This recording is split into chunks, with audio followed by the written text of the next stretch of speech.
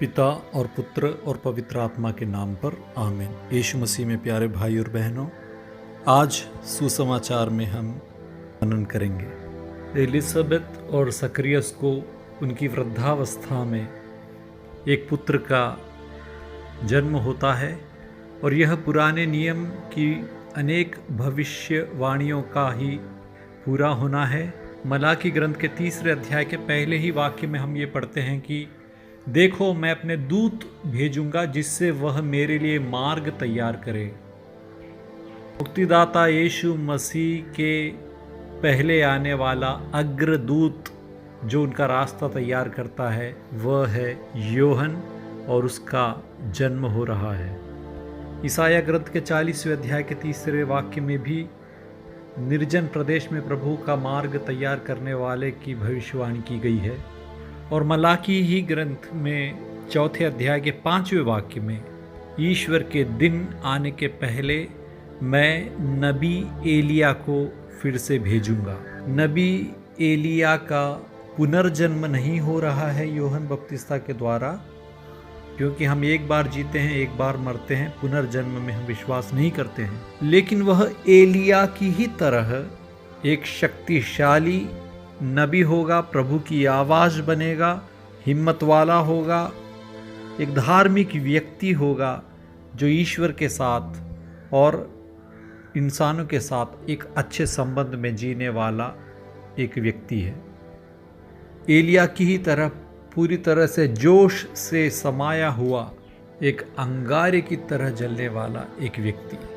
यह सब कुछ यूहन्ना के जन्म में पूरा हो रहा है।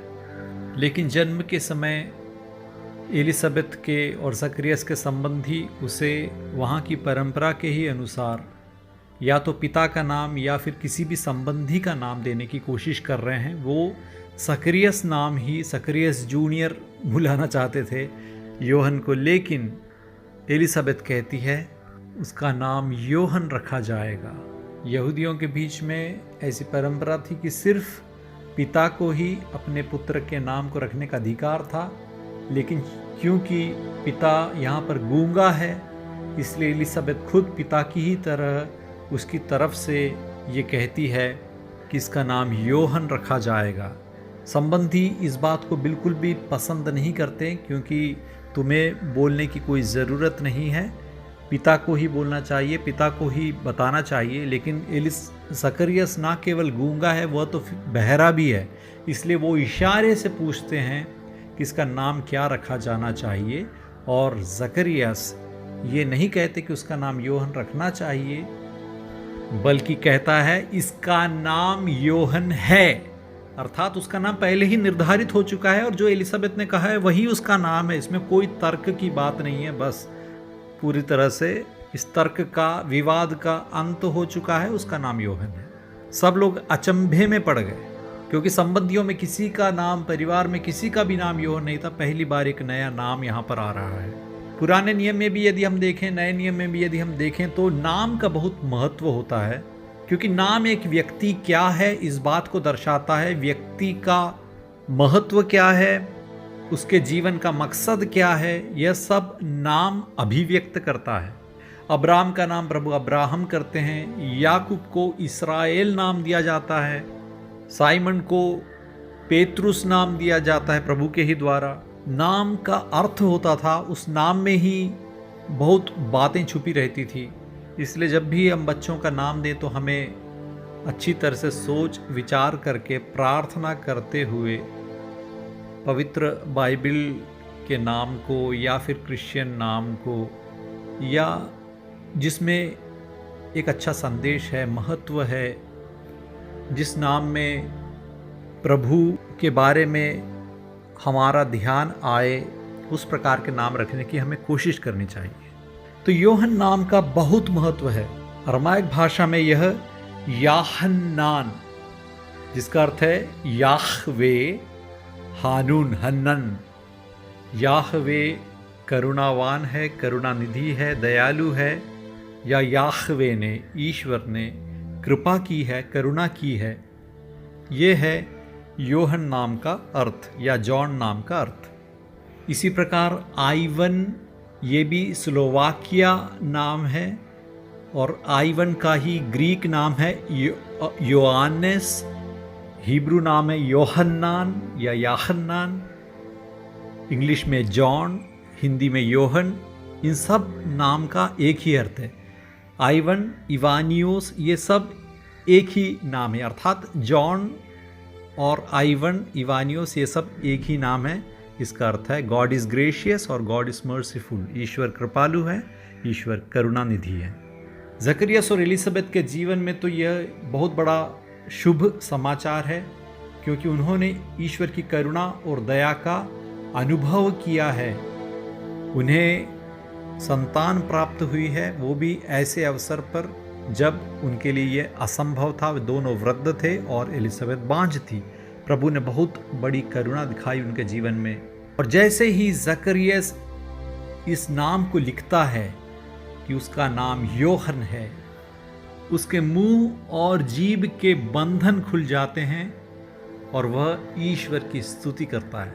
9 महीने तक जकरियस तड़प रहा था, परेशान था और विलाप में था, इसलिए क्योंकि एक पुरोहित होने के बावजूद उसने अच्छी तरीके से विश्वास नहीं किया। जब प्रभु के दूत ने ईश्वर के पवित्र मंदिर में एक शुभ संदेशा सुनाया पुत्र प्राप्ति के बारे में, तब भी उसने यकीन नहीं किया और इसका दंड उसे भोगना पड़ा।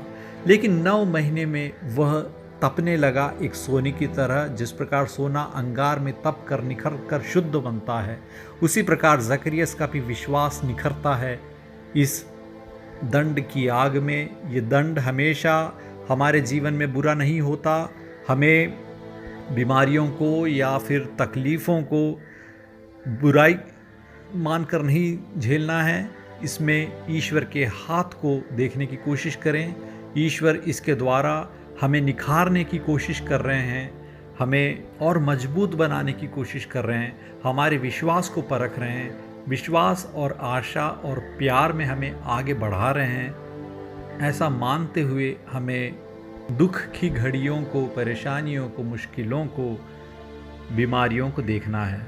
और 9 महीने तक जकरियास ईश्वर की करुणा के बारे में, कृपा के बारे में, दया के बारे में, प्यार के बारे में सोचता रहा। उसने मनन किया और आज उसकी आत्मा, शरीर सब एक साथ मिलकर उसके द्वारा ईश्वर की स्तुति करते हैं। ईश्वर कितने करुणामय हैं, ईश्वर कितने दयालु हैं।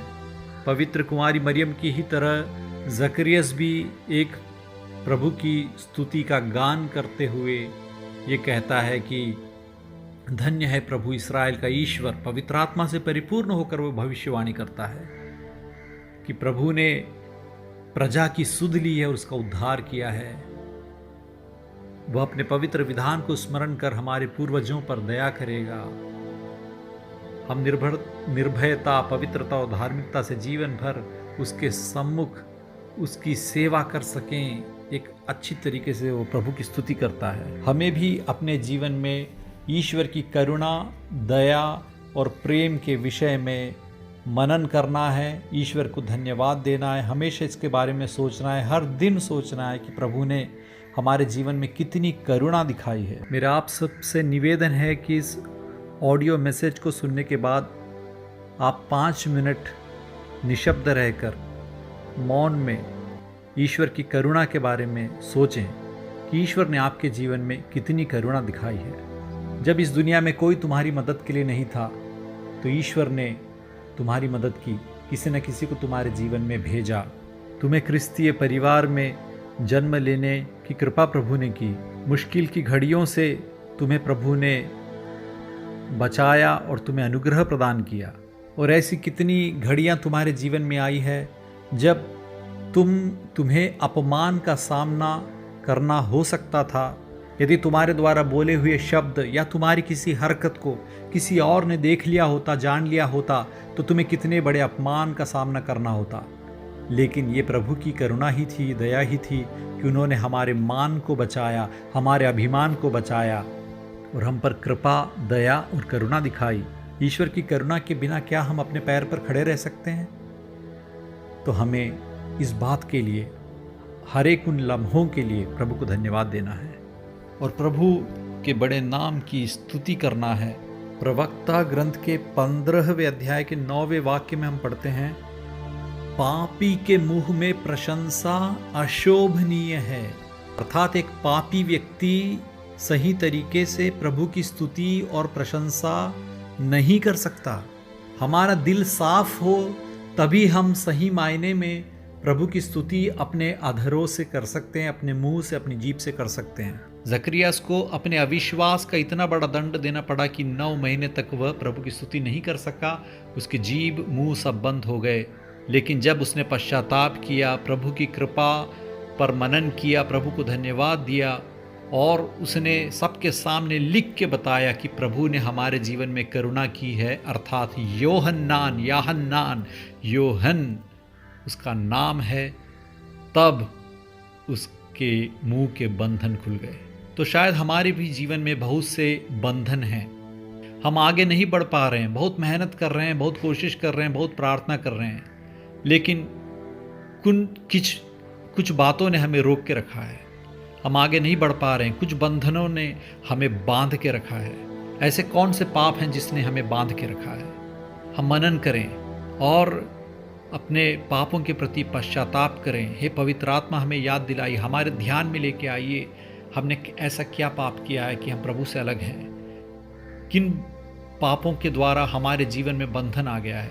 हमें उन बंधनों से मुक्ति दीजिए प्रभु, ताकि हम खुले मन से, स्वच्छ मन से आपका स्तुति गान कर सकें। और इस सुसमाचार में सबसे अंत में हम ये देखते हैं कि जब योहन के जन्म के विषय में पड़ोसी और संबंधियों ने सुना तो उन्होंने जकरियस और एलिजाबेथ के साथ आनंद मनाया। ऐसा ही होना चाहिए हमारे जीवन में, क्रिस्तीय समाज में, कैथोलिक परिवारों में यही होना चाहिए। किसी एक के घर में खुशी आए तो हम सबको खुशी मनानी है, हम सबको आनंद मनाना है। किसी एक के घर में शोक है, दुख है, तो हम सबको शोक और दुख मनाना है। उन्हें हिम्मत देनी है, उनके साथ मिलकर प्रार्थना करनी है, क्योंकि हम सब एक परिवार हैं। हम सब क्रिस्तीय एक दूसरे के संबंधी हैं। हमारा खून का रिश्ता नहीं था, लेकिन बपतिस्मा और यूखरिस्ट के द्वारा हम में खून का रिश्ता आ गया है। हमारे सगे परिवार से भी बढ़कर एक नया परिवार बन गया है। यीशु मसीह का रक्त हम सब एक साथ एक ही कांसा से पी रहे हैं, तो हम सब की रगों में यीशु मसीह का ही वही खून दौड़ रहा है और इसके द्वारा हम सब एक बन गए हैं, हम सब संबंधी बन गए, हम सब परिवार बन गए हैं। इस विश्वास के साथ हम एक दूसरे के साथ मिलजुल कर रहें, परिवार की तरह जिएं। तो हमारे मसीहा के जन्म के लिए हमें कैसी तैयारी करनी है? इस हफ्ते हमें जकरियस के उदाहरण को देखते हुए कुछ समय मौन रखना है। प्रभु की करुणा और दया के विषय में हमें मनन करना है और प्रभु को धन्यवाद देना है और दूसरों की खुशियों में खुशी मनाने की कोशिश करनी है। दूसरों के दुख में उनके साथ रहना है, उनका हौसला बढ़ाना है, उनके लिए प्रार्थना करना है। ईश्वर आपको अनुग्रहित करें। आमीन।